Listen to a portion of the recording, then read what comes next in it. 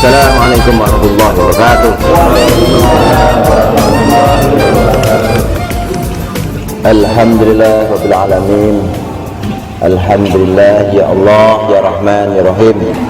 Wa ya mujibas sa'ilin salli bi afdhalis salati wa sallim bi afdhalis salami alaika ya sayyidal anbiya'i wal mursalin wa ala alika wa ashabika wa jami'il anbiya'i wal mursalin malaikatil muqarrabin. Amma ba'du. Untuk Jamiah Waqiah yang bertempat di wilayah Jabodetabek yang saya hormati, muslimin muslimat rahimakumullah. Kesempatan ini saya masih mengupas tentang syahadat. Dikupas berkali-kali, ada ratusan kali saya mengupas syahadat. Wah, habis-habis, top 6 ya syahadat. Filosofisnya sangat mendalam sekali syahadat. Di dalam redaksi kalimat syahadat itu kan asyhadu alla ilaha illallah wa asyhadu anna muhammadar rasulullah. Saya baru mengupas syahadat tauhid, enggak kelar-kelar. Jangankan syahadat tauhid, saya baru mengupas asyhadu saja. Asyhadu itu kan berawal dari kata syahada yashhadu ya. Syahada sudah bersaksi, yashhadu baru atau sedang bersaksi. Lalu asyhadu mengandung unsur ana. Asline ngono, ana asyhadu, aku bersaksi. Ini baru saya kupas aku saja. Wadah berapa puluh kali nggak bisa. Malam ini pun saya masih mengupas tentang aku yang terdapat di kalimat syahadat. Kalau saya mengatakan aku, sing dimaksud aku itu sapa? Aku yang ada di dalam kalimat syahadat adalah aku sebagai subjek, aku sebagai pelaku. Begitu juga nanti selanjutnya, aku sebagai manusia yang sesungguhnya ini akan menjadi pelaku agama ini, gitu ya. Ini aku itu penting. Kita bicara agama adalah bicara dunia manusia. Ini sudah banyak saya kupas tentang dunia manusia. Lalu pada malam hari ini sudah sampai pada satu keterangan tentang manusia, yang manusia itu saya bahasakan manusia langit. Ayo kita mulai.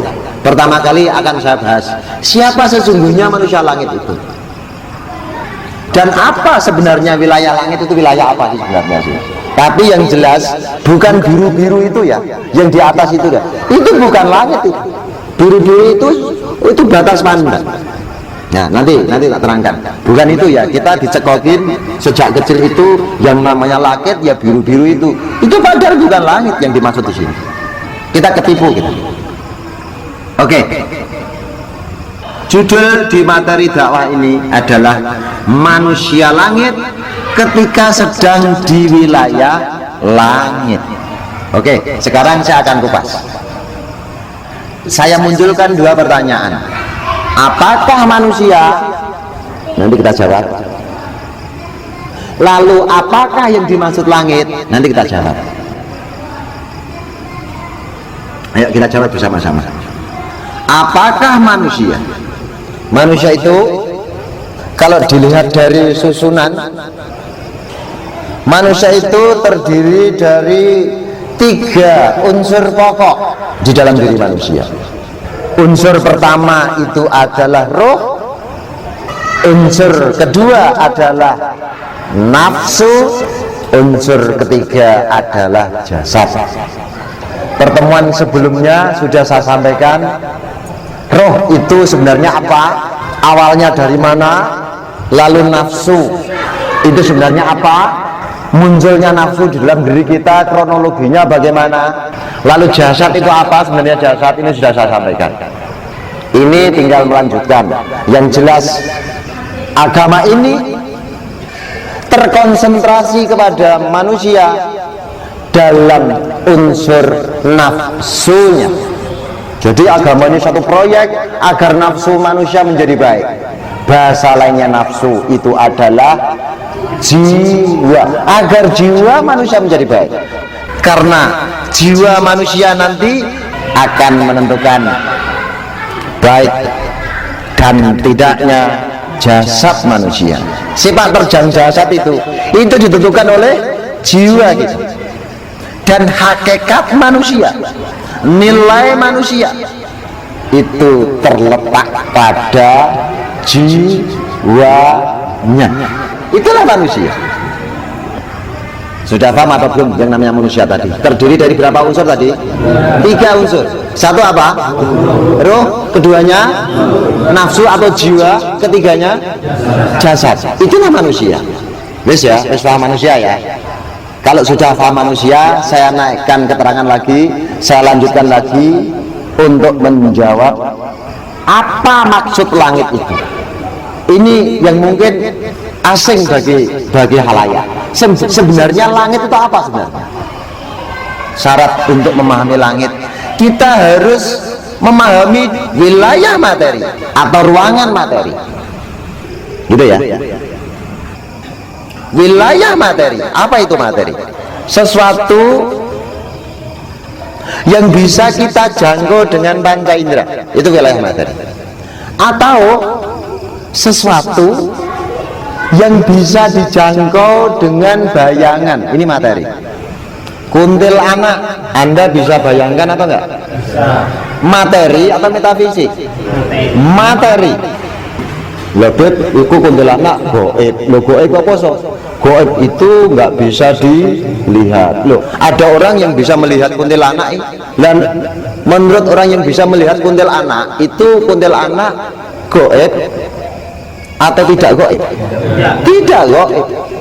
Goib itu kan bagi orang yang nggak bisa melihat. Yang bisa melihat nggak goib. Yang menurut ya. Nah, itu materi. Mana ya? Oke.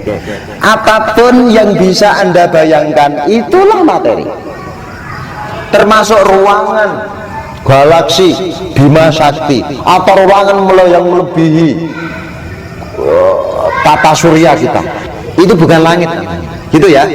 Sudah paham atau belum ruangan materi itu? Pokoknya patokannya materi itu apa? Materi itu sesuatu yang bisa dijangkau dengan akal manusia. Walaupun dijangkau dengan bayangan, tetap aja yang namanya materi. Gitu ya. Oke, ini yang pertama. Lalu wilayah di luar jangkauan bayangan kita, wilayah yang di luar jangkauan akal kita, ini saya bahasakan wilayah metafisik. Wilayah metafisik bahasa lainnya adalah wilayah rohani. Oke. Wilayah rohani bahasa lainnya adalah wilayah hakikat. Wilayah hakikat bahasa lainnya langit. Nah, wes paham baru? Wes paham baru? Ayo, kalau nggak paham silakan bertanya. Ini nanti kita telusuri rahasia-rahasia ketuhanan di wilayah langit. Mana ya? Oke. Sudah ya? Terusan kalau sudah paham, baru saya menginjak berikutnya, yaitu manusia langit. Manusia langit adalah manusia spiritual. Manusia spiritual itu manusia yang bagaimana? Manusia yang jiwanya dipengaruhi oleh rohnya. Jadi nanti ada manusia langit, ada manusia dunia. Kalau manusia dunia nanti akan terpengaruh oleh dunia. Manusia dunia itu akan terpengaruh oleh materi, selerane juga materi. Kalau wilayah manusia langit, selerane juga selera langit. Ini Bahasan ini adalah bahasan tentang jiwa. Jiwa yang berada dalam tubuh manusia, jiwa yang dipengaruhi roh. Lalu jiwa itu hengkang dari tubuhnya menuju ke alam langit.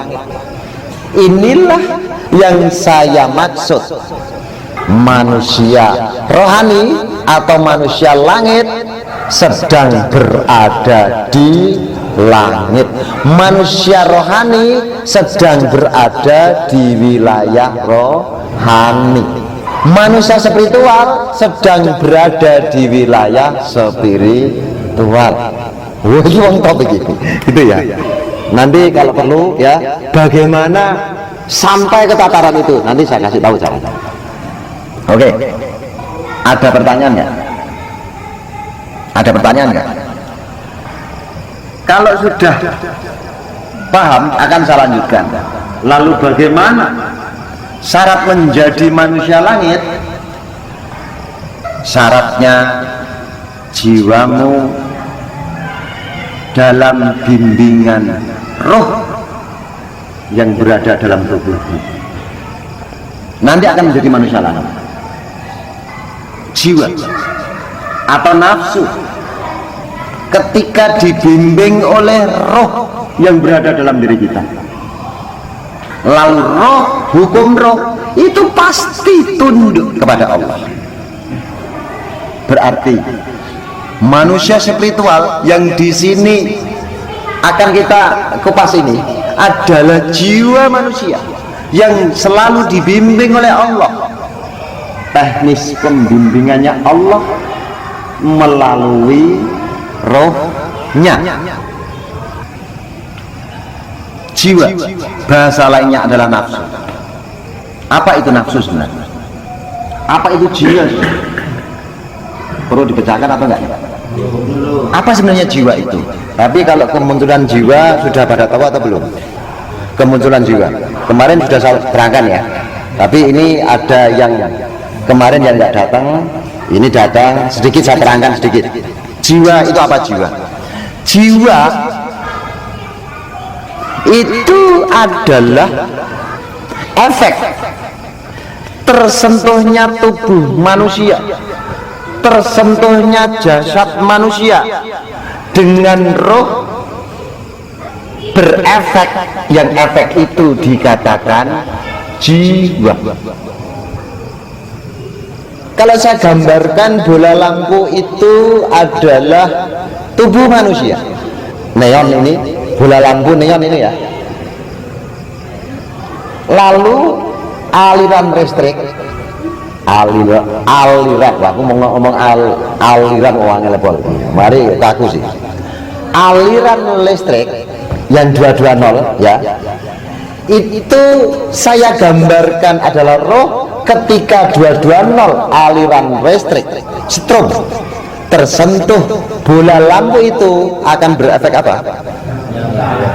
Nyala cahaya. Lah nyala cahaya itu loh jiwa. Kalau 220 itu adalah saya gambarkan roh, neon itu saya gambarkan bodi manusia, tubuh manusia, tersentuhnya roh dengan tubuh manusia akan berefek jiwa. Inilah jiwa. Lalu apa sebenarnya jiwa itu? Bahasa lainnya nafsu adalah jiwa. Ingin mempelajari jiwa, ingin tahu tentang jiwa, maka teknis mempelajarinya kita harus tahu sifat jiwa itu sendiri atau sifat nafsu itu sendiri. Pengen tahu tentang jiwa kita atau enggak ya? Pengen ya? Maka kalau pengen tahu tentang jiwa kita, pelajari dulu sifat jiwa kita, gitu ya. Oke, ada pertanyaan apa enggak? Ini satu item enggak connect ya, nanti selanjutnya enggak connect terus begini. Coba tanya, mana yang enggak paham? Oke ya, agak berat atau enggak nih? Agak berat atau enggak nih? Nak berat nih, ngomong berat nih gak apa-apa, gak kan atuh so, wis toh. Lanjut ya. Oke. Kita menginjak ke sifat nafsu. Apa sebenarnya sifat? Kita detailkan lagi. Apa itu sebenarnya sifat? Ayo, tajak berfilsafat. Ya. Apa sebenarnya sifat? Nah, menurut aku, sifat itu apa? Sifat itu sarana untuk menunjukkan keberadaan. Itu sifat. Gitu ya? Gitu ya? Sifat, oke. Sifat itu adalah sarana untuk menunjukkan keberadaan. Kalau tidak ada sesuatu untuk menunjukkan keberadaan, itu namanya ada atau enggak? Enggak punya sifat itu ada atau enggak? Enggak ada. Allah punya sifat atau enggak? Ada. Kalau Allah tidak terikat dengan sifat, tapi selain Allah itu keberadaannya terikat dengan sifat. Apabila tidak ada sifat berarti tidak ada, itu selain Allah. Oke, sekarang sudah sampai pemahaman sifat itu apa. Sifat itu sarana untuk menunjukkan keberadaan. Iki promet iki filsafat iki nak gong tidak terbiasa mendengarkan filsafat itu tekan omahku iso anu iki adem panas iki. Iki opo to maksudnya iki? Habis iki ngomong opo iki gak apa. Wis to kowe nak nang wong guyu, kowe ngomong melok guyu. Kalau pas gak guyu kowe rasa guyu. Ngono wae.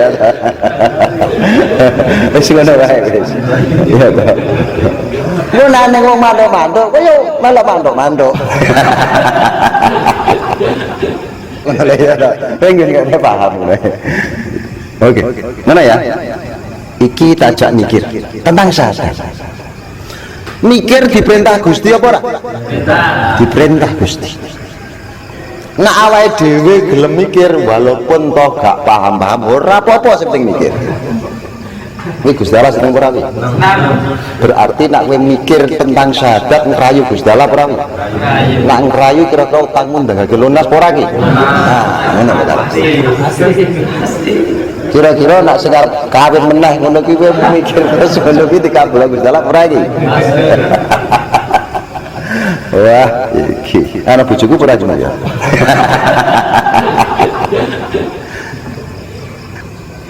Intermezzo. Sifat nafsu adalah gejolak. Di mana kok nafsu gak bergejolak berarti wis gak ono nafsune. Nafsu itu adalah gejolak. Kalau saya gambarkan nafsu yang gejolak, nafsu itu aktif. Itu seperti grafik yang melompat-lompat kan. Sifat nafsu itu adalah gejolak. Kalau ada gejolak berarti ada nafsu. Kalau tidak ada gejolak ada nafsu berarti orang. Kalau untuk menunjukkan keberadaan adalah gejolak, gitu ya. Sifat nafsu itu adalah gejolak. Paham ya? Ini kita bicara tentang manusia langit. Tadi saya sampaikan sedikit. Siapakah manusia langit? Manusia langit adalah manusia yang dibimbing oleh Allah melalui roh yang ada dalam tubuh kita, tubuh manusia. Itulah manusia langit. Lalu kronologi Allah membimbing jiwa manusia. Allah memiliki kudruh dan iradah. Allah memiliki sifat. Sifatnya itu kudruh dan iradah. Ingin. Allah memiliki keinginan. Lalu Allah memiliki keinginan yang tepat, ditetapkan. Langgeng. Lalu kudruh dan iradah itu diekspresikan. kudroh dan irodahnya Allah ketika diekspresikan itu namanya sunnatullah. Allah ingin menetapkan bahwa materi yang memiliki massa pasti tertarik dengan bumi. Itu inginnya Allah itu, kalau ada benda yang dekat dengan jangkauan bumi itu bumi selalu menyedot. Inginnya Allah itu seperti itu. Lalu menetapkan satu hukum, namanya hukum gravitasi. Hukum gravitasi itu adalah ekspresi Allah, ekspresi kudroh dan irodahnya Allah. Hukum gravitasi. Ngono lho ceritanya ya. Tetap iki korek sipo iki. Ini kalau saya pegang gini, kalau saya lepas selalu jatuh ke bawah atau enggak? Selalu jatuh ke bawah. Ini tetap sunatullah itu tetap. Enggak mungkin iki sipo kan dari logam toh. Tak lepas ngono langsung melayang. Lho iki dekat bumi kok melayang. Iki berarti hukumnya enggak berlaku ora. Iya dah. Kudroh dan irodahnya Allah. Sehubungan dengan kudroh dan irodahnya Allah yang diekspresikan dengan hukum atau sunatullah, lalu sunatullah itu diberlakukan kepada roh. Roh akan selalu tunduk kepada hukumnya Allah, tunduk kepada hukumnya, hakikatnya tunduk kepada kudroh dan irodahnya, hakikatnya roh selalu tunduk kepada Allahnya. Ngono ya, selalu sah.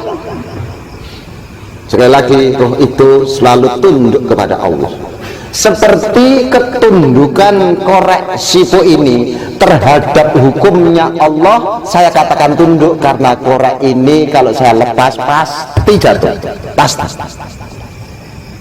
jatuh ke atas kan nggak jatuh, jatuhnya ke bawah karena ditarik oleh bumi.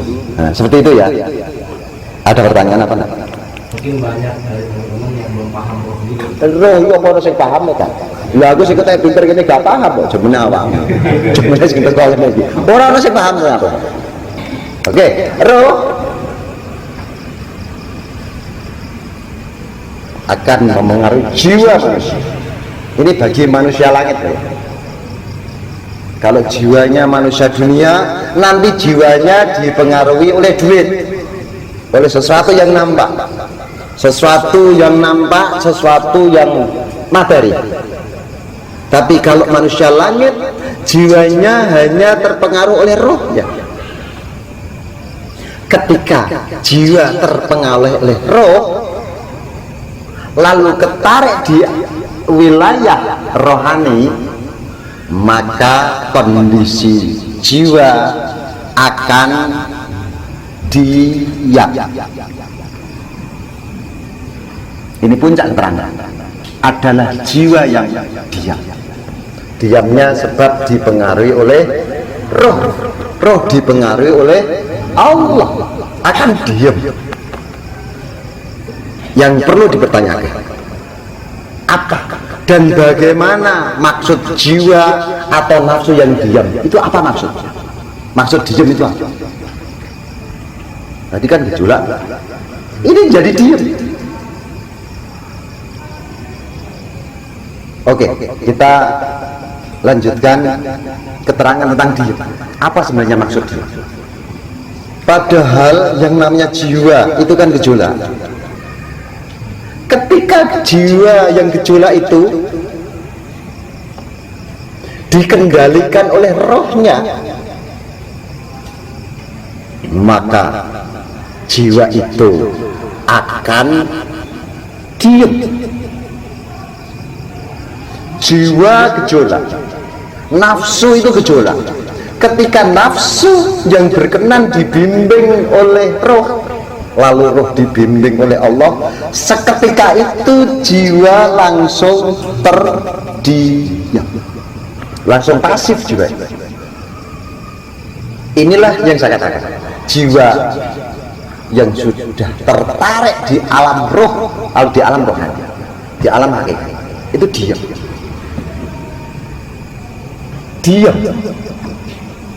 diam. Bahasa lainnya adalah nafsul mutmainnah, nafsu sing tenang. Nafsul mutmainnah itulah diam. Bahasa lainnya diam adalah pasif. Bahasa lainnya pasif adalah tidak beraktivitas. Bahasa tidak beraktivitas iki modern. Lah piye? Oh, dok, serius ini. Bahasa lainnya mati, tidak merasakan. Wes, saya tanya, yang dipengaruhi oleh roh itu jiwa kita atau tubuh kita? Jiwa kita. Yang tidak merasakan apa-apa itu jiwa kita atau tubuh kita? Jiwa kita. Nah, kira-kira waktu dalam kondisi keterdiaman dipengaruhi oleh roh itu kan terdiam kan? Jasad dijiwit loro ora? Enggak sakit. Karena rasa itu sebenarnya yang kita rasakan itu bukan rohnya, bukan jasadnya, tapi adalah jiwanya. Seperti hanya gini, tadi kan perbandingan jiwa, roh, dan jasad itu kan saya gambarkan 220, bola lampu, dan cahaya. Yang kita rasakan ini cahayanya atau 220-nya? Cahaya. Ribetmu 220 setrum, wah bisa cek itu ada. Orang iso. Ini cahayanya. Bahkan saya memahami bahwa melihatnya manusia itu bukan dengan matanya, tapi dengan jiwanya. Kok aneh toh? Lah aku dhewe ngomong aku ya aneh ya. Manusia itu melihat dengan matanya apa dengan jiwanya? Alasannya ketika matamu masih normal, sedang tertidur, jiwamu kan di genggaman Allah, rohnya kan ada di tubuh kita. Penglihatan Anda saya belek, saya buka itu dada, gak delok loh saya. Ya toh? Melihat dengan matanya itu kan jiwanya. Jiwanya. Kalau nggak percaya, kuping kita ini kan masih waras ya, nggak sakit ya. Tertidur Anda dipisah-pisah itu agak sakit hati. Karena manusia itu mendengar dengan jiwanya, tidak dengan telingannya. Setuju gak? Aku juga patah setuju karena omong aku saja roh. Nah wis setuju ya kepepet lagi malah setuju. Ayo berbicara itu dengan jiwanya atau dengan mulutnya? Dengan jiwanya, karena mulut itu adalah jasad diperalat oleh jiwa. Ketika jiwa itu tidak mau memeralat mulut, maka mulut akan terdiam ya. Gitu loh ya. Tahu nggak? Nah, sekarang tanya dong. Fungsinya mata itu apa topik kalau gini caranya? Kok masuk melihat dengan jiwa nggak dengan mata, mendengar dengan jiwa nggak dengan telinga, berbicara itu dengan jiwa nggak dengan apa itu mulut. Lah terusan mulut, mata, kuping itu apa fungsinya? Takut apa enggak? Tanya atau enggak? Tanya atau enggak? Enggak, oh gubal. Pengen ngomong ya takut, aku tak terang. Ini agak takut enggak tak terang. Dikupas apa enggak? Dulu sebenarnya orang melihat dengan jiwa melalui mata, orang mendengar dengan jiwa melalui telinga, orang berbicara dengan jiwa melalui mulut. Faham? Ini bahasan ini adalah bahasan tentang jiwa. Jiwa yang berada dalam tubuh manusia, jiwa yang dipengaruhi roh. Lalu jiwa itu hengkang dari tubuhnya menuju ke alam langit. Maka kondisi tubuh manusia tidak merasakan. Oke, tidak merasakan ya. Ini dulu pernah dialami oleh Sayyidina Ali. Sayyidina Ali itu habis sholat, setelah assalamualaikum baru nyadari, loh ini kok tubuhku kok ada tanah yang nancep di dalam tubuhku. Ini Sayyidina Ali tidak kerasa, karena saat dia sholat Sayyidina Ali jiwanya sedang ada di tubuhnya atau sedang di alam rohani? Di alam rohani. Mana sih tadi? Diam atau nafsul mutmainnah, atau nafsu yang pasif, atau nafsu yang tidak beraktivitas, atau nafsu yang telah mati, atau nafsu yang tidak merasakan. Saya tanya, yang mati ini jasadnya atau nafsunya? Jiwanya atau nafsunya yang mati? Tapi tubuhnya masih berfungsi atau tidak? Masih. Dikatakan berfungsi karena tubuhnya ada apanya? Roh. Ada roh. Roh masih bersemayam di dalam tubuhnya. Lalu jiwa tertarik ke alam rohani. Wilayah rohani. Wilayah hati. Ini yang diidam-idamkan oleh segenap para praktisi kebatinan ini, ilmu maskah. Mati dalam kehidupan, mati saat jroning urip. Ini yang dimaksud mereka itu ini. Tapi ingat, rentang waktunya ini tidak bisa selamanya. Orang yang jiwanya dibimbing oleh roh, ini rentang waktunya tidak lama.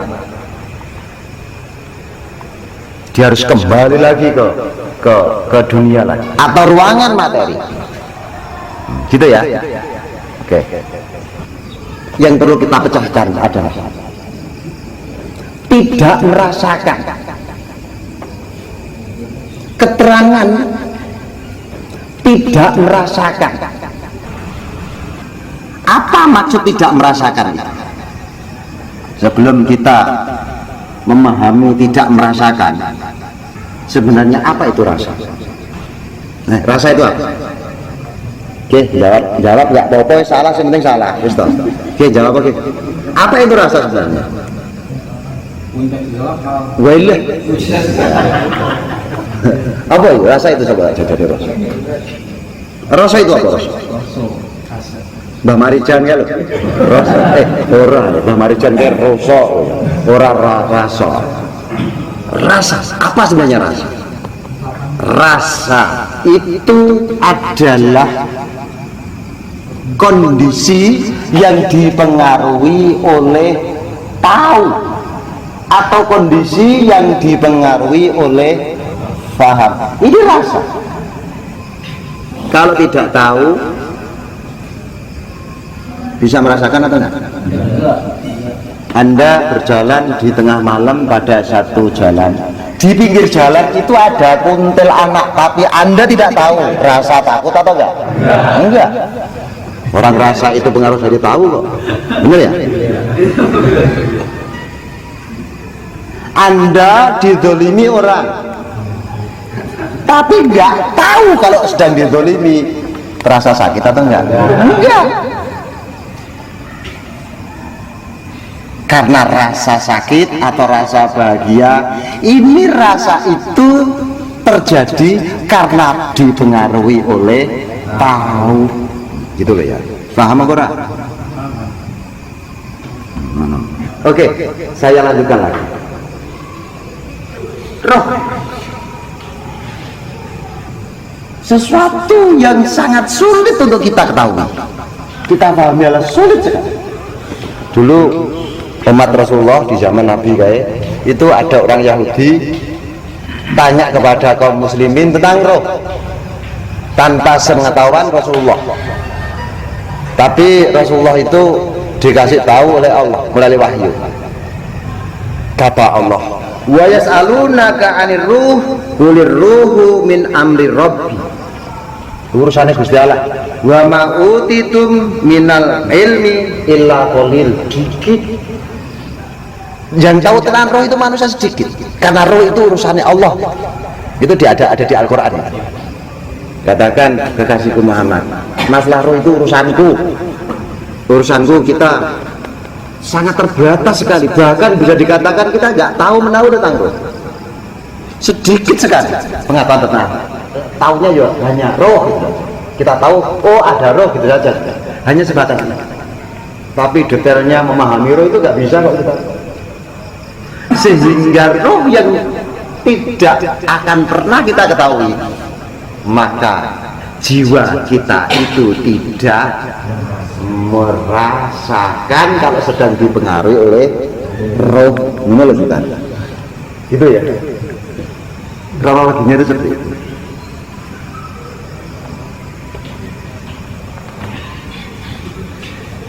Paham ya? Oke, selanjutnya adalah bahasan ke jiwa terdiam di alam spiritual. Roh ketika memengaruhi jiwa,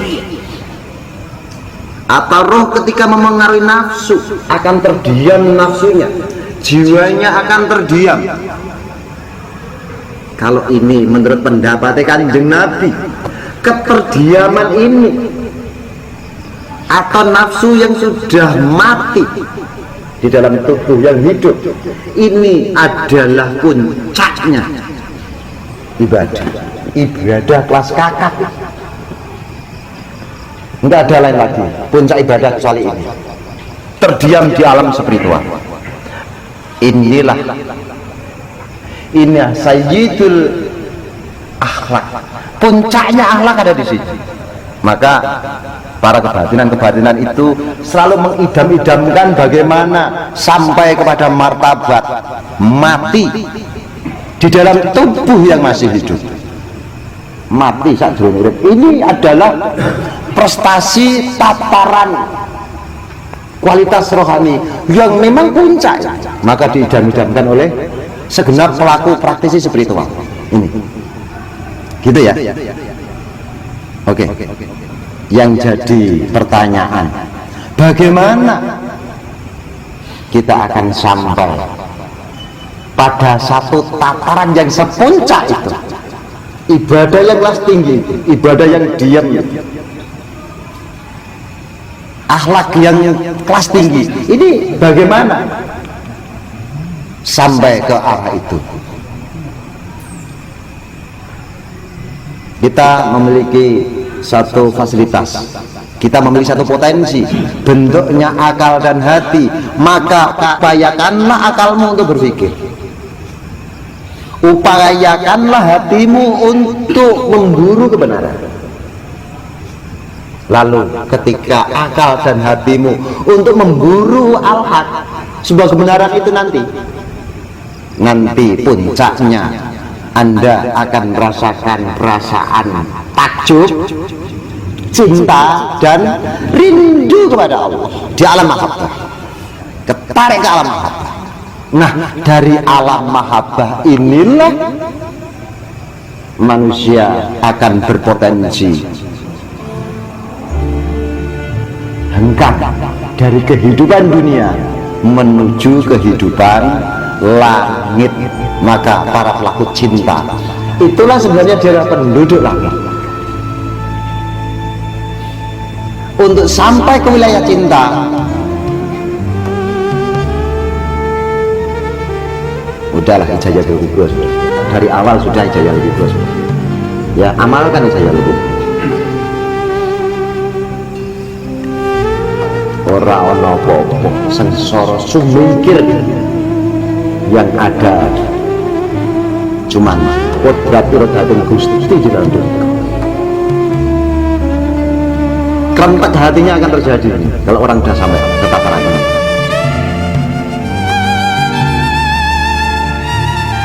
istiqomah baca suratul waqiah dan selalu berlatih. Jiwamu harus latihan tawakal, syukur, dan cinta kepada Allah. Ini satu latihan yang teramat sulit sekali. Kalau nggak ditolong oleh Allah, maka syarat agar bisa sampai istiqomah, bisa latihan hati, latihan jiwa, bentuknya tawakal, syukur, dan mencintai Allah. Satu-satunya cara kita ditolong oleh Allah. Untuk mendapatkan pertolongan Allah, kita harus menolong agamanya Allah, berdakwah.